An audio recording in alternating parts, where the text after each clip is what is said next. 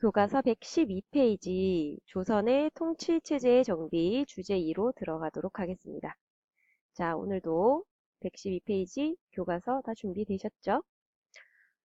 이 부분에서는요, 조선이라는 나라가 어떤 운영체제를 가지고 움직여 갔는지, 왕과 신하들이 정치를 어떤 기구를 통해서 했는지 살펴보는 곳입니다. 이 왕은 궁궐에 살았겠죠.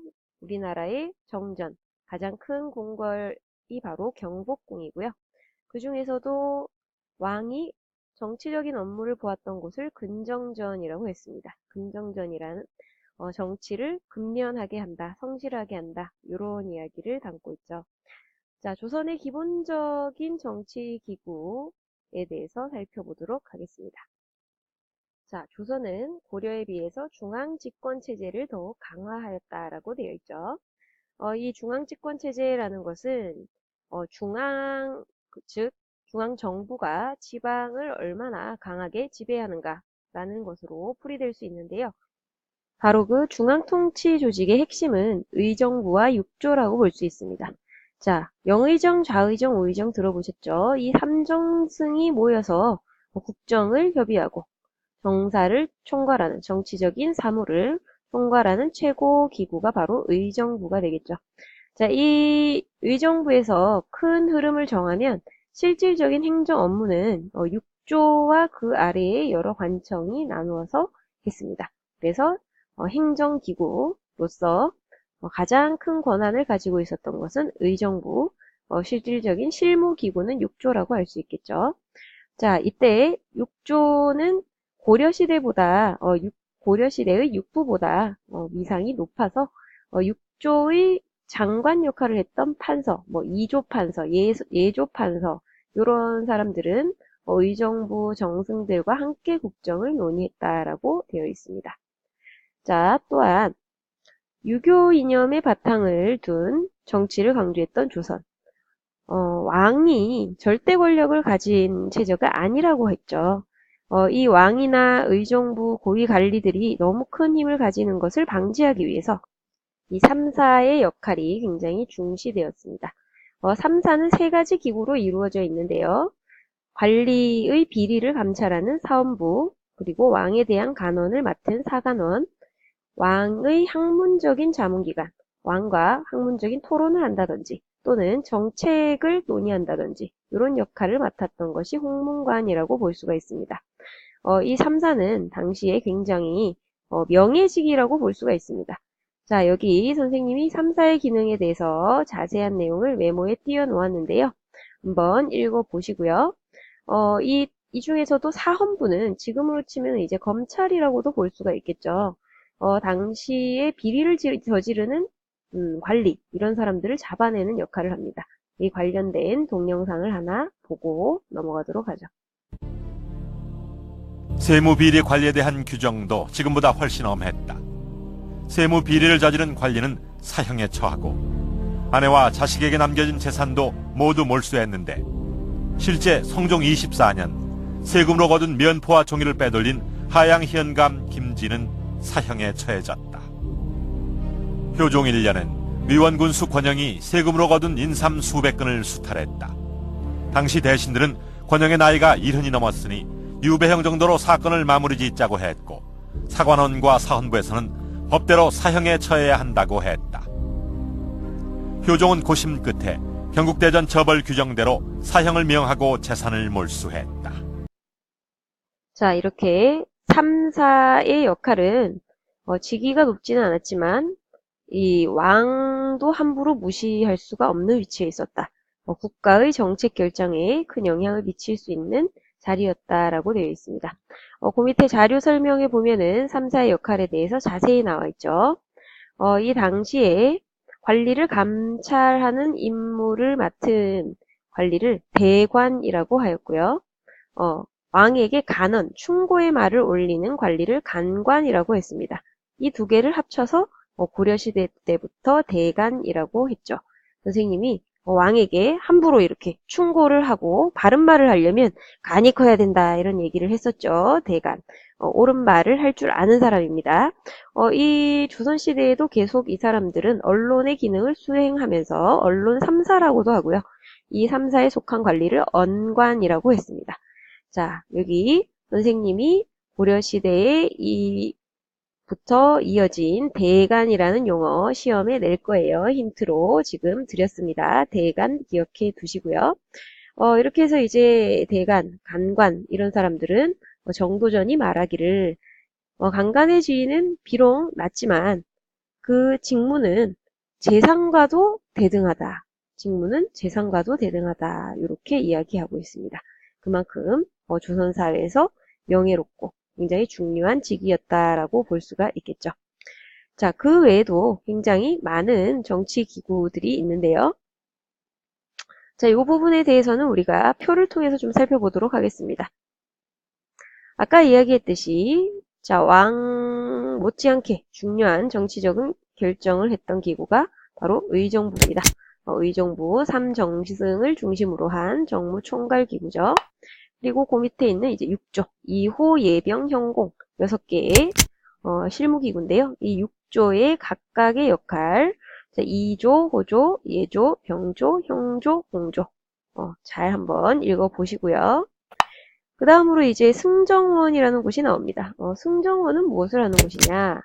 왕명 출납의 의무를 가지고 있습니다. 자, 왕이 명령을 내립니다. 어명을 내리면은 이것을 전달하거나 이것을 또 받아들이는 이런 관청이 되겠죠. 그래서 승정원 하면은 왕의 비서기구다 이렇게 보실 수가 있고요.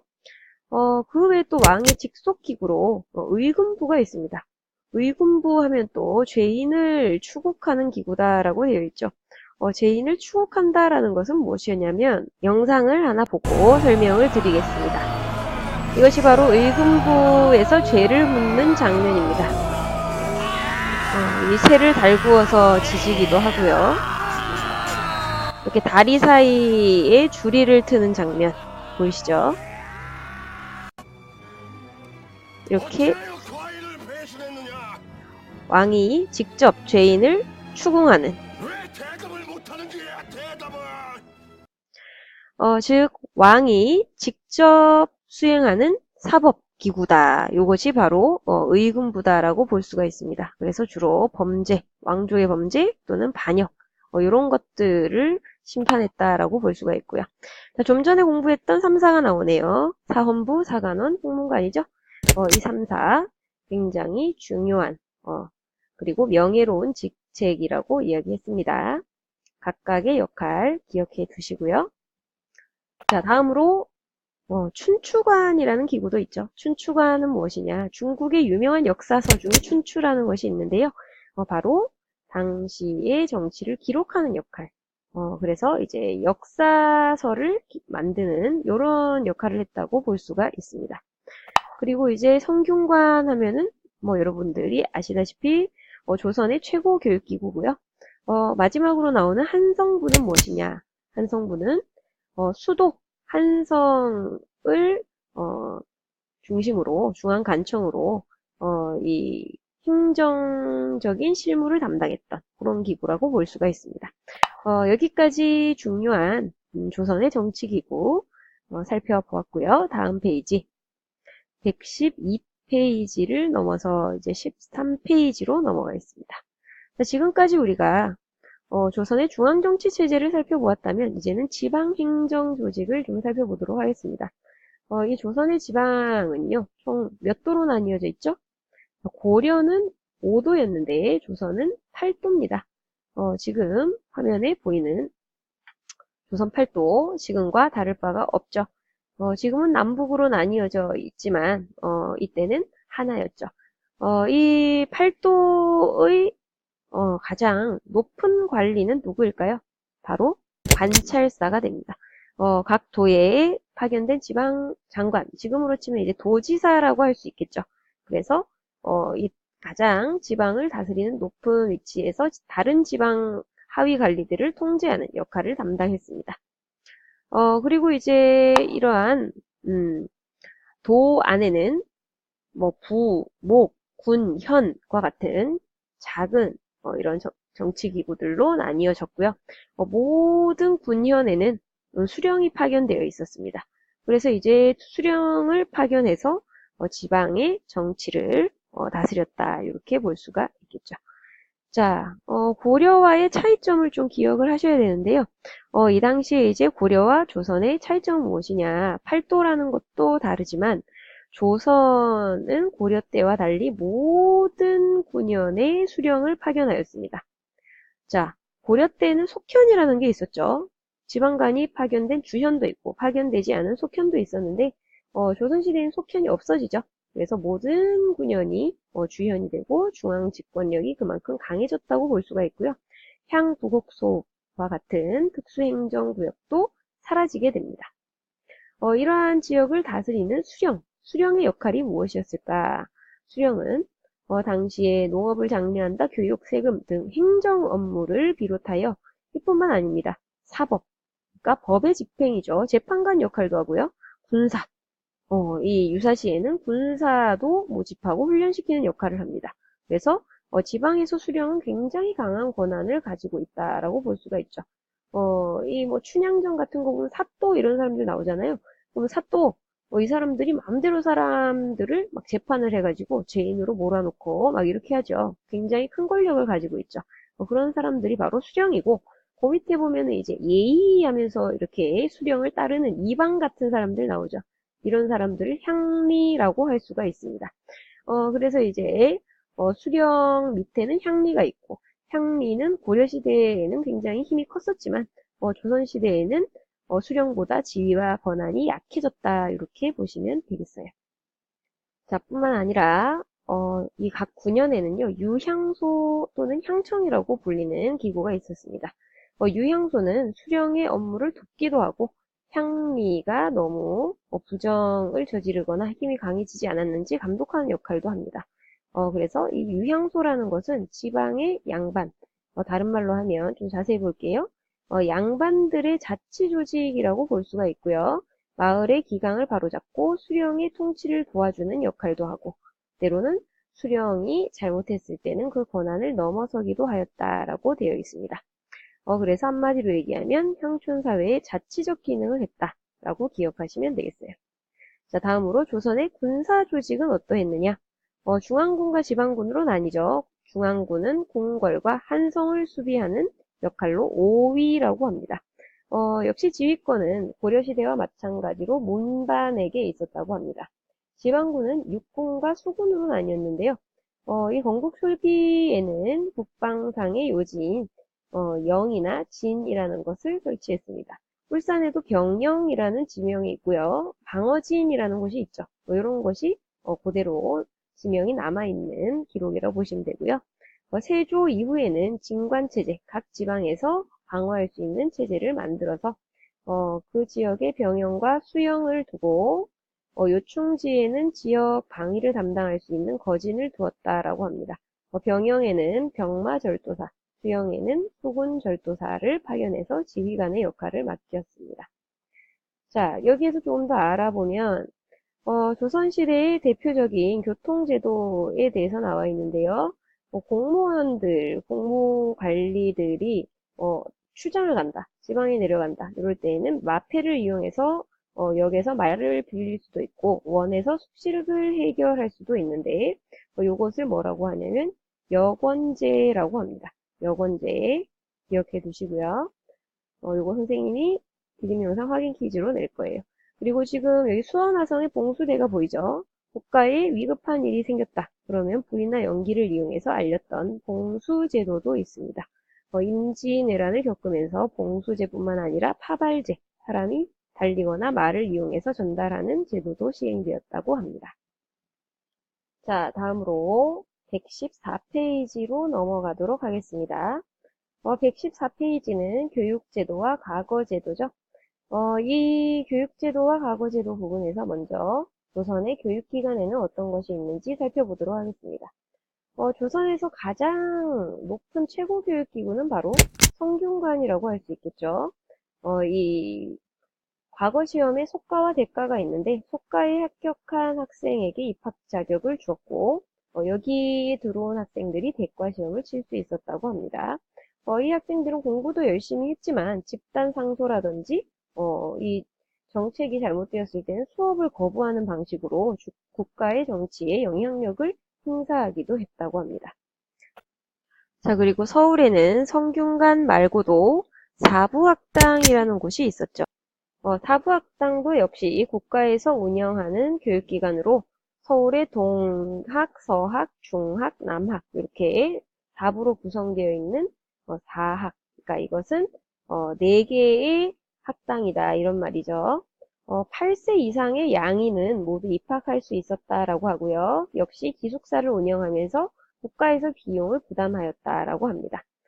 그 외에도 지방에는 향교가 있었습니다. 이 향교는 지방 곳곳에서 교육의 기회를 확대시키는 역할을 하였다라고 볼 수가 있겠죠. 자, 그리고 이제 어린 학생들은 서당에서 공부를 하죠. 김홍도의 서당도 아주 유명한 그림입니다. 이 서당은 가장 기초적인 교육기관이죠. 양반집 자제들은 대개 7, 8세에 서당에 입학을 하였고 천자문을 시작으로 여러 가지 유교 경전을 공부하였다라고 합니다.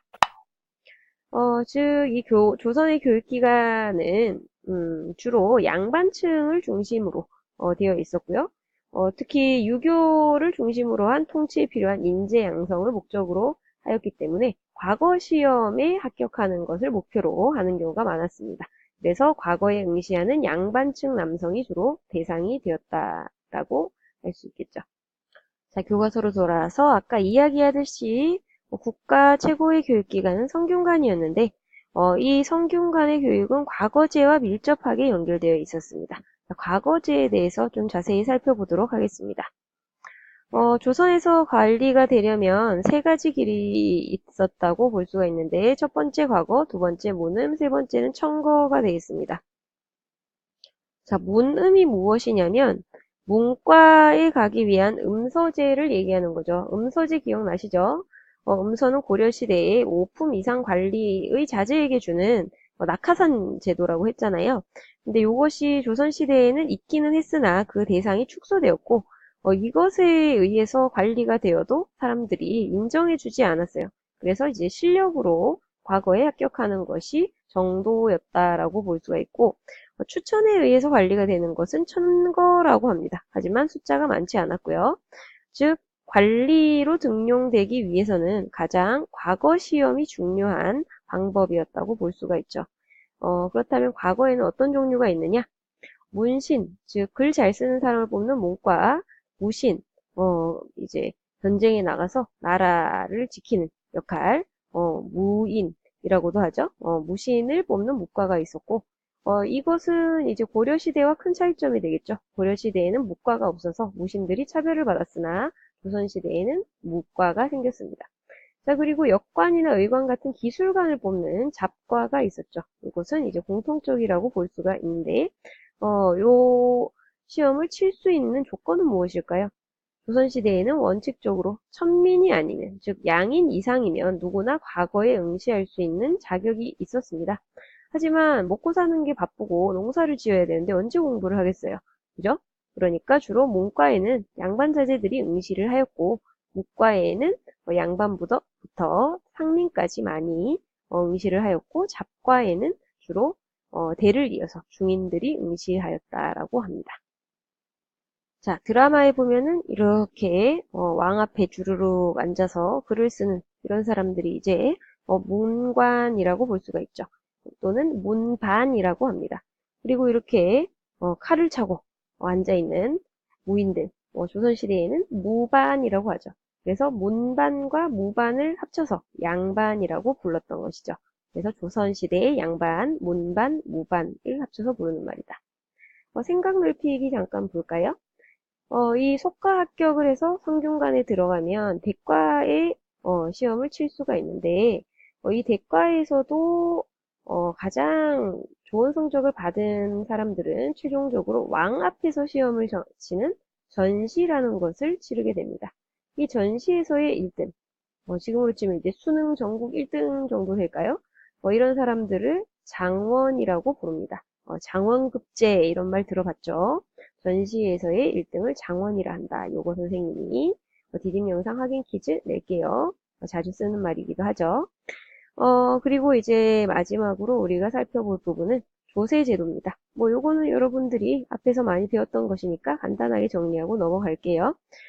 당시 조선도 역시 고려와 비슷하게 조세를 걷는 방식이 세 가지로 나뉘어져 있습니다. 전세, 공납, 역 이렇게 되어 있죠. 자, 전세는 땅에서 나오는 세금, 토지에 부과하는 세금이고 수확량의 10분의 1 이렇게 거두었죠. 그리고 이제 정기적으로 양전사업, 토지를 조사하는 사업을 시행해서 정확하게 세금을 거두려고 했는데 자, 여기에서 우리가 꼭 알아야 할 때 사실 세종대에 농경을 비옥도에 따라 나누는 이 비옥도에 따라 나누는 것을 전분6등법이라고 하고요. 그리고 풍년과 흉년을 고려해서 차등 있게 거두는 방법, 이것을 이제 연분9등법이라고 하는데 이것을 통틀어서 공법이라고 이야기합니다. 그래서 세종은 백성들이 흉년이 들면 적게 거두고 토지가 척박하면 적게 거두는 아주 공정한 납세 방법을 시행했다라고 하는데 이건 선생님이 참고 영상에서 자세히 보여드리도록 할게요.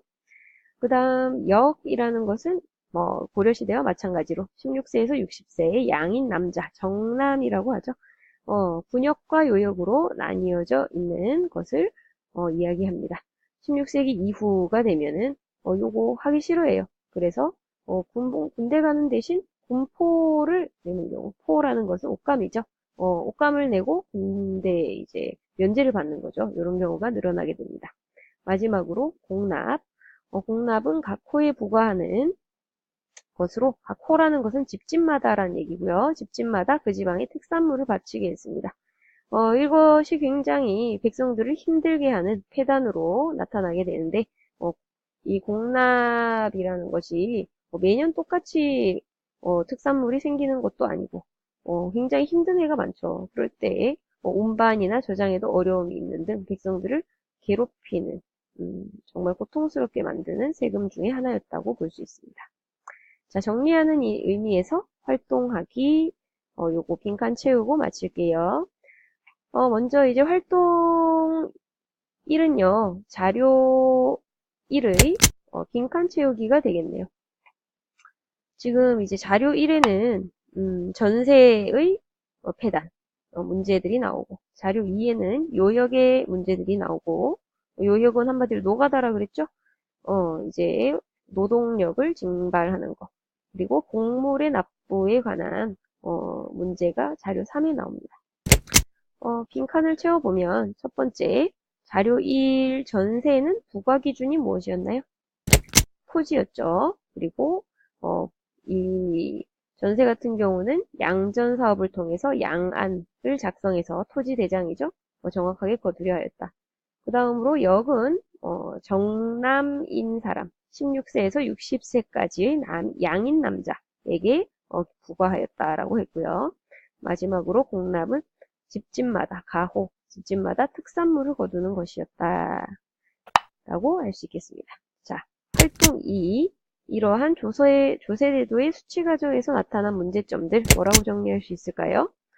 전세에는 여러 가지 잡세로 고통스러웠고 요역은 수령들이 마음대로 부려먹어서 괴로웠고 공납은 제대로 이제 특산물이 구해지지 않을 때 대신 납부해주는 방납인들이 있는데 이 사람들이 몇 배에서 몇십 배 정도 돈을 비싸게 받고 이것을 대신 납부하는 괴로움이 있었다라고 하겠습니다. 자, 오늘 조금 영상이 길어졌네요. 마지막으로 열심히 들은 여러분들에게 또 하나 힌트를 드려야 되겠죠? 이 곡물을 납부를 할 때 관리들이 이득을 노려서 다투어 대납을 하면서 곡물의 몇 배를 요구하고 있다. 대납 또는 방납이라고도 하는데요. 요 용어 선생님이 디딤 영상 확인 퀴즈에서 내겠습니다. 관청 아전들이 이득을 노려서 원래 곡물보다 몇 배를 요구하는 요런 현상, 대납 또는 방납이라고 한다라는 거 기억해 주세요. 자, 오늘도 여러분 수고 많으셨고요. 이제 시험 범위까지 2페이지 남았네요. 사림의 성장과 봉당의 출현, 요 부분 다음 시간에 또 열심히 들어주세요. 안녕.